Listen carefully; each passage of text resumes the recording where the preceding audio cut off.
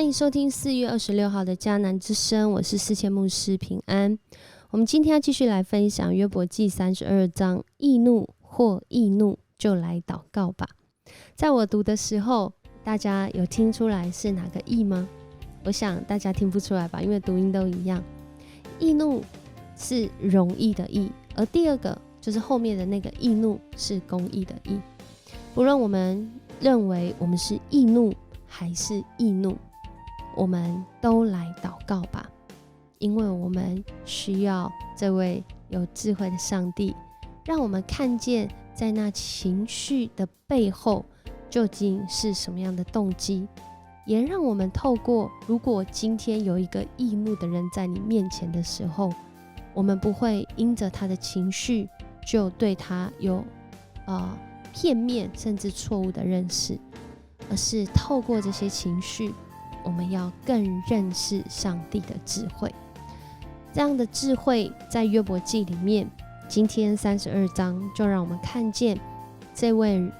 朋友，这位在旁边观看已久坚持自己无辜的约伯，话都讲不下去的时候，应该说他讲完了，他分享自己的经历跟3个朋友的对话，一直来到这个地方，这位以利户才突然出现。而他出现的时候，是一个让人家觉得很不舒服的出场因为今天的经文说有一个旁观者名叫以利户，他因为觉得约伯自以为义又埋怨上帝，就忍不住他的愤怒，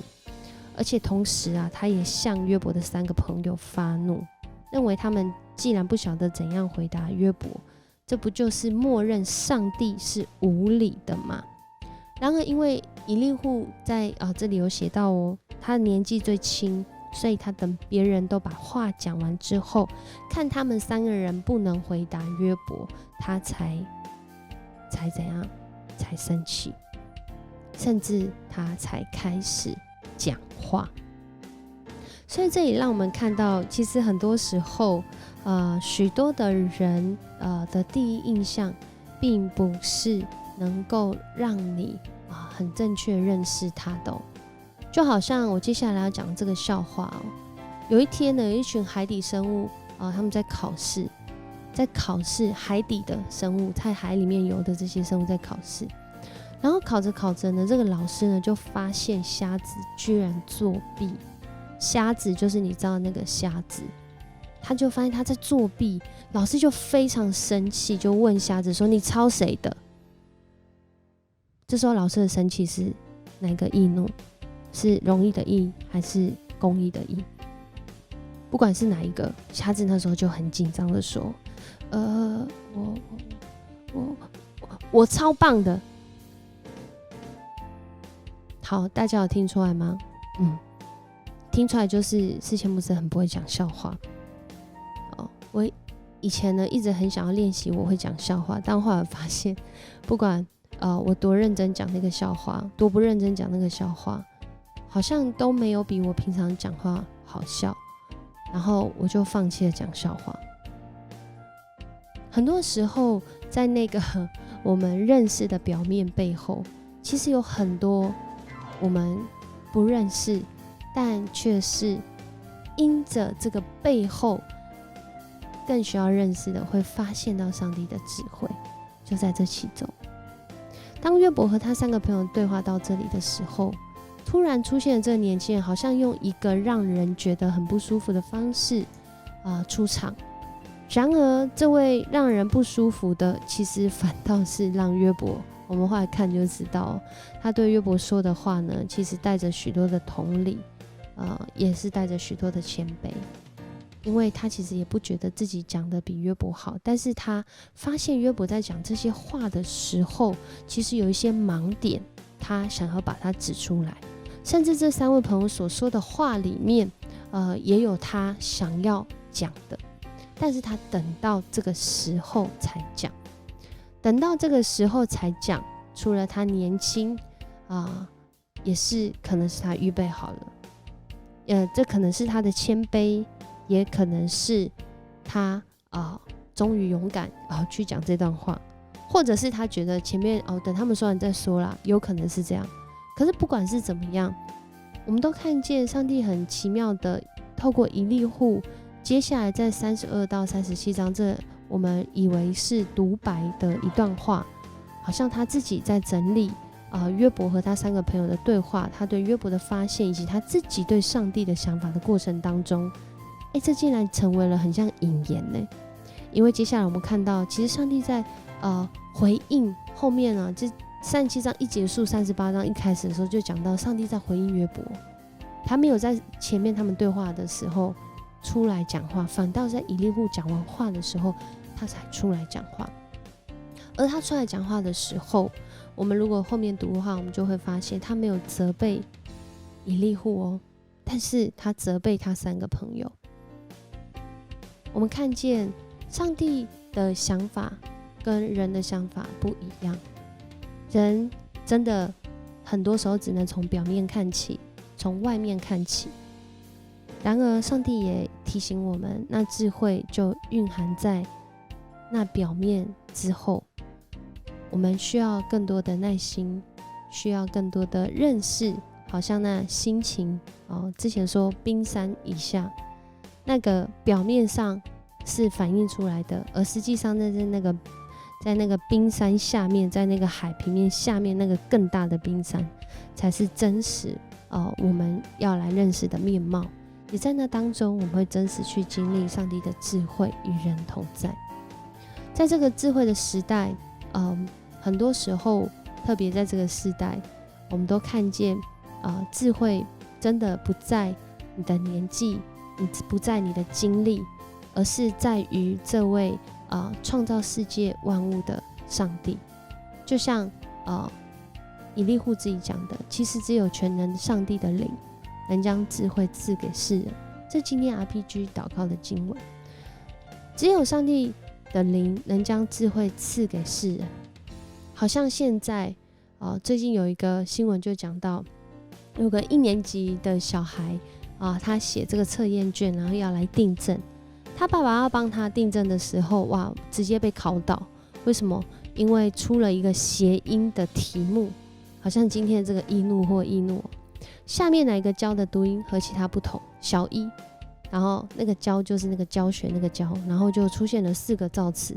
然后这4个造词之后，哇，爸爸直接被考倒，完全无法回应。然后这个时候呢，什么很重要？就是科技很重要。我们都知道今年很流行这个 ChatGPT， 它是一个演算法，但是因为它的回应很像人在回答你，然后他真的就把那个题目就是 copy 上去，说下面哪一个教的读音与其他的不同，然后就出现那4个造词，结果 ChatGPT 竟然全部都回答，而且回答得很仔细，还出现罗马拼音。